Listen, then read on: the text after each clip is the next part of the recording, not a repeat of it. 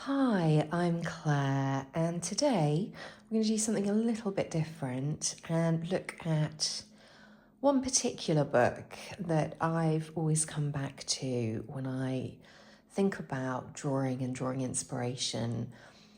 As I've mentioned before, I think I just get so many different questions from people when I say I've always loved drawing, I love drawing, and people always say, I can't draw, I just don't know where to start, I don't know what to do.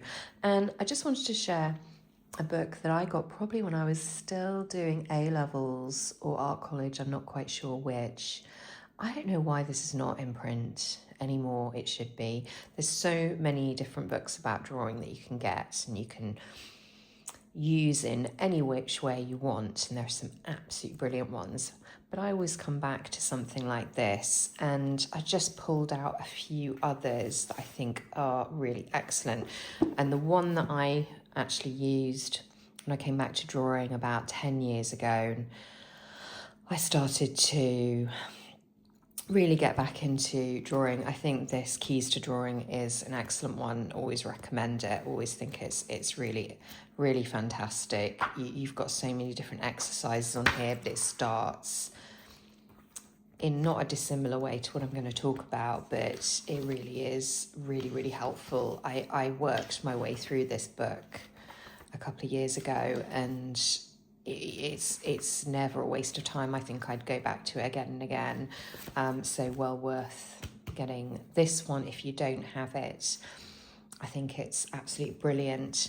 And like I say, there's lots of new ones. I think this is a really fun one. I think I got this in the National Gallery and a sort of impulse when I was there, maybe last year. And it's just a super fun book looking at the specifics of how to draw specific little things and almost like how to doodle them. And I think that's a really good way in, actually, if you're going to do some sketchbooking and you are going to start working in this way. I think that's absolutely brilliant. If you start thinking you're going to draw something very hyper-realistic, it's going to take you ages, that's fine, but I think you also need a bit of a fun arena and a good way to sketch and a good way into it. It doesn't all have to be absolutely hyper-realistic and take 500 years. You know, we've all enjoyed drawing dinosaurs and, you know, fun little things like this. So I think this is a particularly good one. I think there's some other ones that's more that sort of Hawaii, cute things to draw kind of book, but I really like this, and it's whether you're a kid or not a kid, it's a really good one. But anyway, let's go back to what I wanted to talk about in the first instance. So this is a book called Draw, How to Master the Art by Jeffrey Camp, and I think I was originally drawn to it because there is a recommendation of the book by David Hockney, and I remember at that time when I was at sixth form and art college thinking, David Hockney, well, if he thinks it's good, it must be, and he's not wrong. I think it was published originally in the 80s, but I got one, I don't know, I must have got this in the 90s. But this was originally published by Dorling Kingsley in the 80s. I don't think it's in print. I think you can get this secondhand. You can get it on eBay. You can get it on Amazon Marketplace. I don't really understand why they don't just bring it back out again. Who knows? But I think it is an excellent book. And one of the themes in it, which David Hockney points out, is drawing is for everybody. It should be fun. It should be pleasurable, and you can learn so much by doing it. But also the important thing about this book is how copying is so helpful. Whatever you do, whatever you copy from, whoever you copy from, whether it's Rembrandt or whoever you like the look of, that's really important, and how it fell out of favour within art education. You're not going to be Rembrandt but you're going to learn a lot from doing it. And I think that is so, so true. And I remember that. I've always remembered that from this book. So there are some absolutely brilliant, all of the illustrations in it here are ones that Jeffrey Camp has done himself. I don't know how he did it, because there's just so many per page as well. But he talks about how in history this was part of the workshop practice. You would copy old masters and you would be part of the group or whoever it was, and you would know how to copy from really excellent pictures, and then that practice grew and you grow your confidence. And it's not cheating, it's not a wrong way of doing things. If you go to the National Gallery, I was there earlier this year, and there was a fantastic group which had met first thing in the morning. National Gallery opens, there's a group all sitting around, and then they had a theme, and then they all bobbed off and found a painting to draw. And it's fantastic practice. I wish I could have joined the group, because it looked like so much fun, but also you go off and you have that communion, that time with the painting that you've chosen and the drawing that you're doing, as well as being part of that group. I thought it was really fantastic. So as you can see here, he's looked at one single painting and he's tried to identify different things about it using different medium. And I think that's also the thing, isn't it, of when you're drawing and when you're honing your practice, you don't just do a drawing, you are playing around with it. You're thinking, oh, I've learned that from this, I learned that. It's not always, it's very, only sometimes about the end product. A lot of it is about the process, and the process of you playing around and learning as you go. I think that is so true. And, that there's so much wisdom in here from some of the text, but also from, look at that. I mean, I am always blown away by Van Gogh's drawings, which he worked so hard to hone, but I love his mark making. And actually, in the keys to drawing, there is, it's opened up probably because there's a great one about his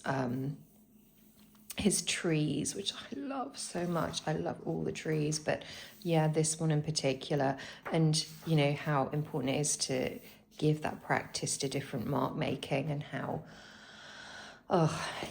much emotion he conveyed through his strokes.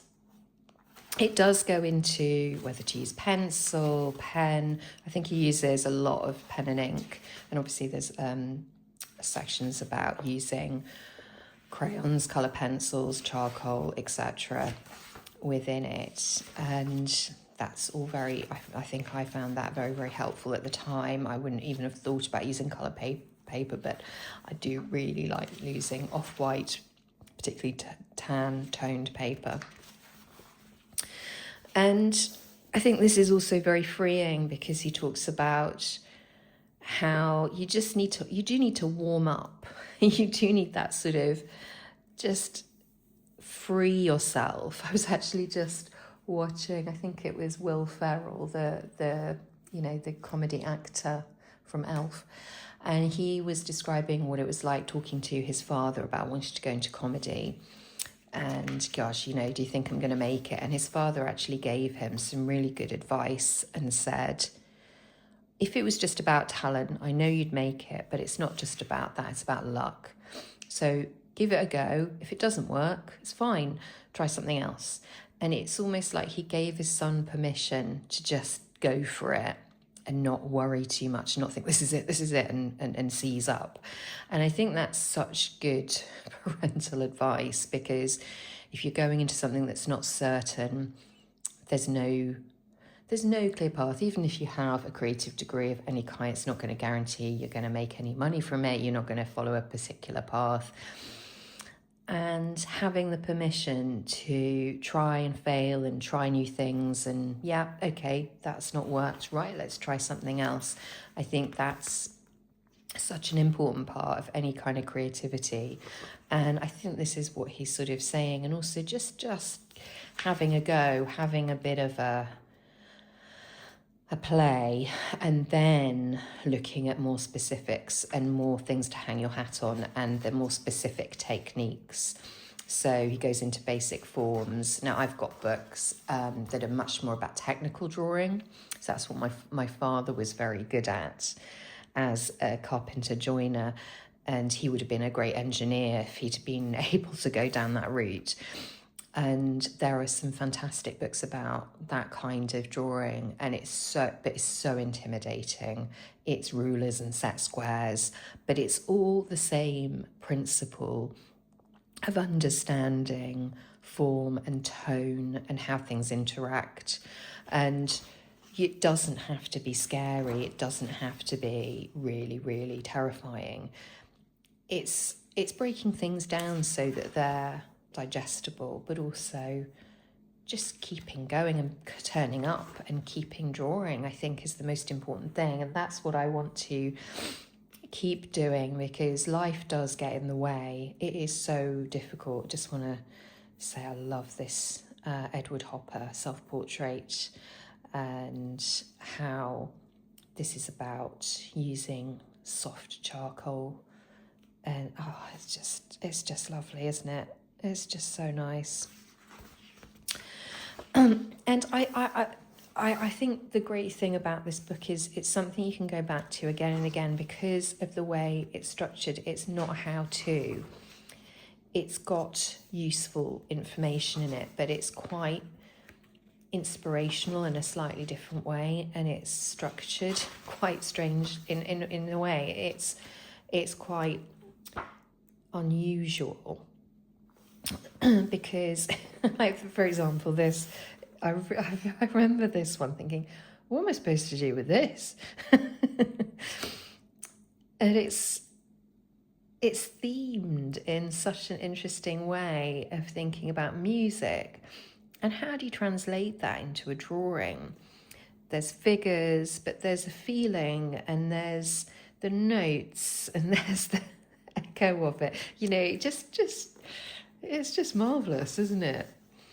And I particularly like the elements about trees. I did put a picture of one of the layouts here in my Substack from last week.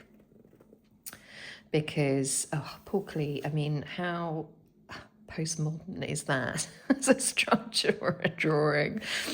And obviously Van Gogh, but you know, this is just wonderful. The shapes of trees and how he's doodled it, but then he's done some beautiful ink drawings there, and then he sort of breaks down different elements of trees, but also different feelings of trees, harshness, sadness, you know, just.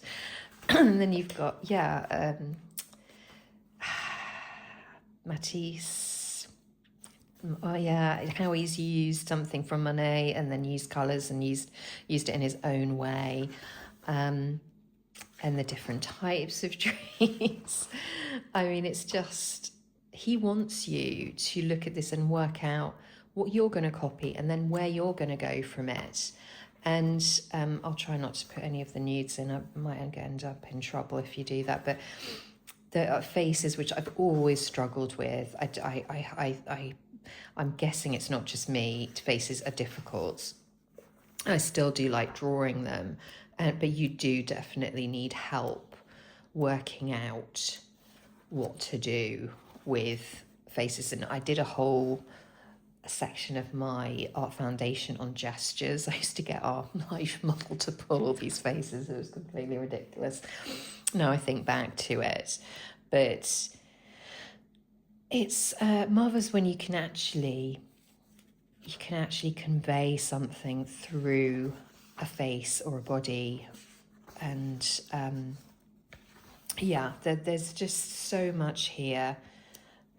I would recommend this book as one of my absolute top 5. And also at the end, there's an interesting section after the still life but of memory drawing, which I remember trying to do. Also, I did this thing where I wrapped my head in something and tried to draw stuff, you know, that blind drawing.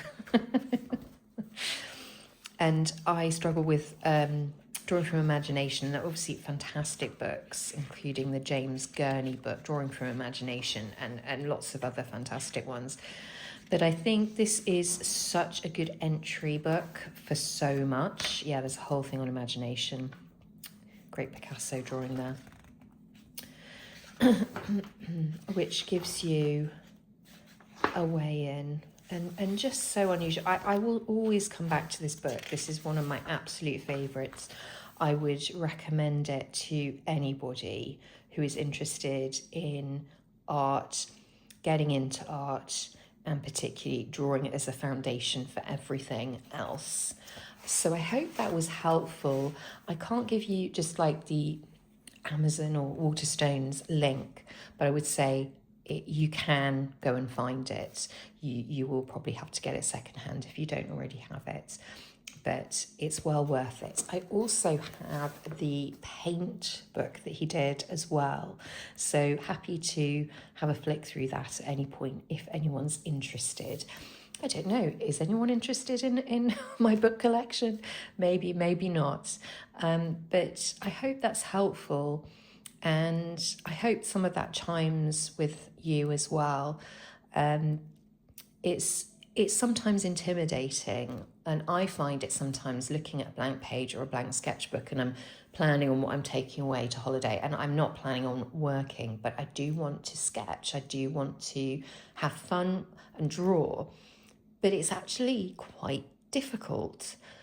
You feel self-conscious. Is someone going to look at you and then see that you're just drawing a load of old cobblers? You know, it's not easy. It takes a certain bravery to do it. And also to think, oh, that page has gone a bit wrong, not great, it's fine. Turn the page, start again. You know, it's going away from the carefulness that sometimes is very reassuring.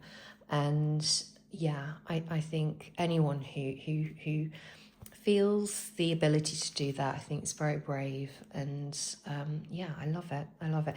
So that's all for now. Thank you so much for joining me and bearing with me. And I hope that was useful. Take care. Do keep being creative because it's so important. And don't be afraid to try something new, because that is definitely what Jeffrey Camp is telling us. And I'll see you next time. Thanks, bye.